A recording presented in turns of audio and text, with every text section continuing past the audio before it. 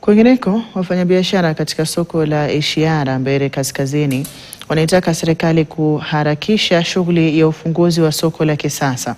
Wafanyabiashara hao wanasema tayari ujenzi wa soko hilo la kisasa umekamilika, huku mwenyekiti wa soko hilo Gabriel Njue akisema kukamilishwa kwa ujenzi huo ni afueni kubwa kwa wafanyabiashara ambao wamekuwa wakiendesha biashara zao kwenye mazingira magumu ya jua kali au mvua wakati wa msimu wa mvua.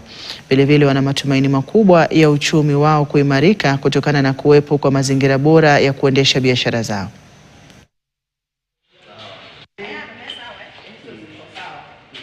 Tunakuanga na shida mingi sana, kama upepo ukikuja, makaratasi inaenda na upepo, kukinyesha makaratasi inakatika. Sasa unaona saa zingine tunaneshewa kazi, nguo zinanyeshewa, kila kitu, hata chakula. Lakini wale wako kwa wanauza chakula wameshajengewa nyumba ya mahali wanakaa.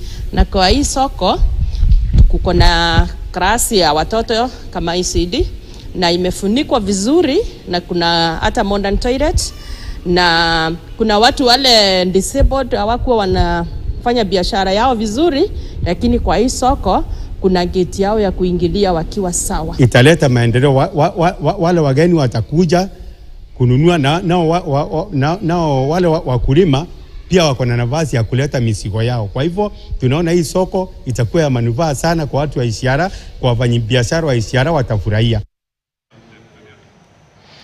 Viongozi wa dini